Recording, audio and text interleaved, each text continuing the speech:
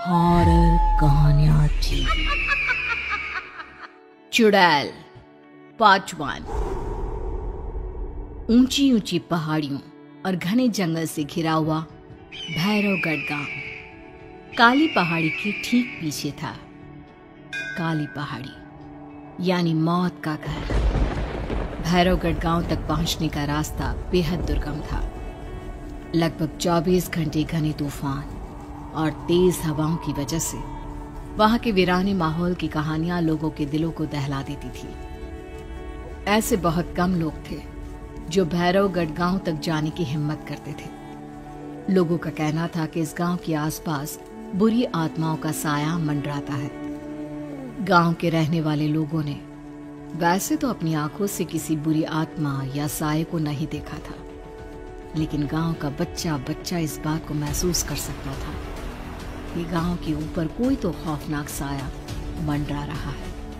और उसकी वजह ये थी कि उस गांव में जैसे ही कोई लड़का 18 साल का होता, उसके 18वें जन्मदिन की रात ठीक 12 बजे अकस्मात उसकी मौत हो जाती। हर बार ये मौतें बड़े ही रहस्यमयी ढंग से होती और इस बार सरपंच सुमेर के बेटे को 18 साल होने में अब बस 15 दिन बाकी थे। अजी सुनते हैं, हमारा बेटा भी कुछ दिन बाद 18 साल का हो जाएगा। कहीं वो डायन उसे भी खा गई तो? कैसी बातें कर रही हो? जब वो इस गांव में ही नहीं है तो कोई भी डायन या बुरा साया उसका कैसे कुछ बिगाड़ सकता है? उसे कुछ नहीं होगा। हाँ जानती हूँ, आपने उसे पढ़ाई के बहाने इस गांव से बाहर निकाल शहर भेज दिया है, लेकिन ये भी तो सच है ना कि वो बार बार यहाँ आने की जिद करता रहता है। वो चाहे कितनी भी जिद कर ले जानकी, पर मैं उसे इस गांव में कभी वापस नहीं आने दूंगा। मैं नहीं चाहता कि गांव के दूसरे लड़कों की तरह मेरे बेटे की भी अजीबोगरीब ढंग से मौत हो जाए। कभी कभी तो लगता है कि हम सब गांव वालों को हिम्मत करके अपने गांव को इस बुरी आत्मा से छुड़वा लेना चाहिए। लेकिन कौन जानता है आखिर वो खतरनाक साया किसका है? वो काली आत्मा कौन है जो रातों रात हमारे गांव के लड़कों को निगल जाती है?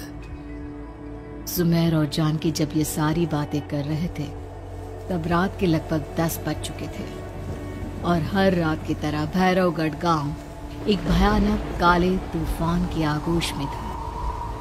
बाहर चल रही तेज हवाएं और बारिश के बीच कभी कभी ऐसा लगता जैसे कोई बुरी तरह से चीख रहा है। किसी के तड़पने और चीखने की आवाजें गांव के कानों में बार बार टकराती, पर वहां रहने वाले किसी भी औरत या आदमी के अंदर इतना साहस नहीं था कि वो अपने घर से बाहर कदम रख के उन आवाजों तक पहुंच सके। सो जाओ जानकी और घर के खिड़की दरवाजे कसकर बंद कर दो। अब जानकी सब खिड़कियां ठीक से बंद करने ही लगती है कि तभी उसे अपने घर के दरवाजे पर जोर जोर से खटखटाने की आवाजें सुनाई देती है। इन आवाजों को सुनकर जानकी और सुमेर के चेहरे डर से पीले और हाथ पैर ठंडे पड़ जाते हैं। जानकी, जानकी, इतनी रात कौन होगा? पता नहीं, ऐसा लग रहा है कोई बुरी तरह से दरवाजा खटखटा रहा है। अरे हाँ, पर किसी की आवाज भी तो नहीं आ रही। क्या करूं? दरवाजा खोल लूं या नहीं? कहीं ऐसा ना हो कि किसी को हमारी मदद की जरूरत हो। लड़खड़ाते कदमों से सुमेर दरवाजे के करीब जाता है और अपने कान को दरवाजे पर रख धीरे से आवाज देते हुए पूछता है, कौन? कौन है? कौन है वहां? तभी एक बेहद डराने वाली आवाज उसके कानों से टकराती है। दरवाजा खोलो, दरवाजा खोलो, वरना आज की रात इस गांव में कोई जिंदा नहीं बचेगा। मैं जानती हूँ तुम्हारा बेटा 18 साल का होने वाला है। अगर उसकी जान की जरा भी परवाह है तो दरवाजा खोल दो। इस आवाज को सुनते ही सुमेर घबराकर पीछे हट जाता है और जानकी को पूरी बात बताता है। कहीं वो डायन हमारे घर तक तो नहीं पहुंच गई? अब हम क्या करेंगे? मुझे दरवाजा खोलना ही होगा जानकी। मेरे पास अब कोई रास्ता नहीं है। इतना कहकर सुमेर डर से अपनी दोनों आंखें कसकर बंद करता है और कांपते हाथों के साथ झटके से दरवाजा खोल देता है।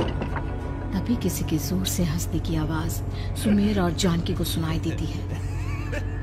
उस आवाज को सुन दोनों दरवाजे की तरफ देखते हैं और सामने अपने बेटे राहुल को खड़ा देख तंग रह जाते हैं। राहुल के हाथ में उसका मोबाइल होता है जिसमें से वो आवाज बज रही थी। ये क्या मजाक है? और तू यहाँ, तुझे मना किया था ना गांव में आने को, समझ में नहीं आता क्या? 18 साल का होने वाला है तू। माँ, आप लोग भी पता नहीं किन अंधविश्वास भरी बातों पर भरोसा करते हैं। क्या मैं अपने घर नहीं आ सकता? आप लोगों से नहीं मिल सकता? देख बेटा, हमने तुझे किसी वजह से ही इस गांव से दूर रखा था और यहाँ आकर तूने अच्छा नहीं किया। चल, मैं तुझे अभी के अभी वापस शहर छोड़कर आता हूँ। ओफो पापा, आप बेकार की बातों से परेशान हो रहे हैं। बाहर इतना तेज अंधर तूफान चल रहा है, कहीं जाने की जरूरत नहीं है। मैं बस आप लोगों से मिलने आया हूँ, कुछ दिन रहकर चला जाऊंगा। दिमाग खराब हो गया है इस लड़के का, नहीं जानता कि इस गांव में ये सुरक्षित नहीं है। किसने कहा था तुझे यहाँ आने को? ये आवाजें सुन, बाहर से जो आवाजें आ रही है तुझे सुनाई नहीं देती क्या? अरे माँ, जब जोर से तूफान चलता है, तेज हवाएं चलती हैं, तो इसी तरह की आवाजें आती हैं। ये बहुत नॉर्मल है माँ। नॉर्मल होगी तेरे लिए बेटा। 4 दिन शहर में पढ़कर आया है तो अपने माँ बाप की बात नहीं मान सकता।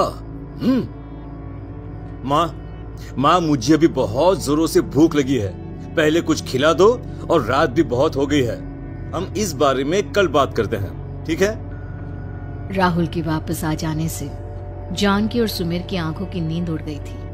खाना खाने के बाद राहुल तो अपने बिस्तर पर जाकर सो गया, लेकिन जानकी और सुमेर पूरी रात उसके कमरे के बाहर पहरेदारी करते रहे। उन्हें पल पल इसी बात का डर था कि कहीं उनके बेटे को कुछ हो ना जाए। रात बीतती है, सुबह का सूरज निकलता है। अब जैसे ही वो राहुल को नींद से जागते देखते हैं तो उन दोनों के दिल को सुकून मिलता है। अरे माँ, पापा, आप अभी तक यहीं बैठे हैं? क्या पूरी रात सोए नहीं? जिनके जवान बेटी की जान को खतरा हो, उन माँ बाप को नींद नहीं आती। बेटा, अब तो वापस शहर चला जा। देखो माँ, मैं किसी जरूरी काम से इस गांव में आया हूँ, और वो काम पूरा होने के बाद मैं खुद यहाँ से चला जाऊंगा। काम? गांव में तेरा क्या काम है?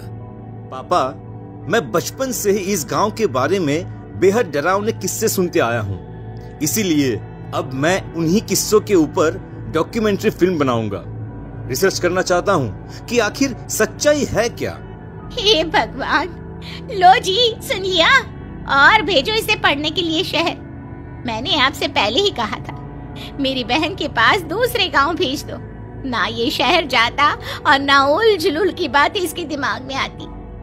जानकी और सुमेर राहुल को समझाने की बहुत कोशिश करते हैं, पर वो किसी की बात नहीं सुनता और अपना कैमरा लेकर गांव की पास वाली काली पहाड़ी की तरफ निकल जाता है। अब राहुल जैसे ही काली पहाड़ी पर पहुंचता है, उसकी नजर पहाड़ी के ठीक बीचों बीच बनी एक पुरानी झोपड़ी पर पड़ती है। यहाँ भी कोई रहता है क्या? ये इंटरेस्टिंग होगा। राहुल की आवाज पहाड़ों से टकराकर उसके कानों में सुनाई दे रही थी। उसने चारों तरफ का नजारा देखकर वहां की तस्वीरें अपने कैमरे में उतारना शुरू कर दिया। तभी अचानक राहुल ने अपने कैमरे में खींची हुई तस्वीर को जूम करके देखा, और उसमें उसे जो नजर आया वो देखकर राहुल के होश उड़ गए। क्या सचमुच उस गांव के ऊपर किसी बुरी आत्मा का साया था? क्या राहुल की जान बच पाएगी? क्या देखा था राहुल ने उस फोटो में जिसे देखकर वो दंग रह गया? इन सवालों के जवाब जानने के लिए देखिए इस कहानी का अगला भाग।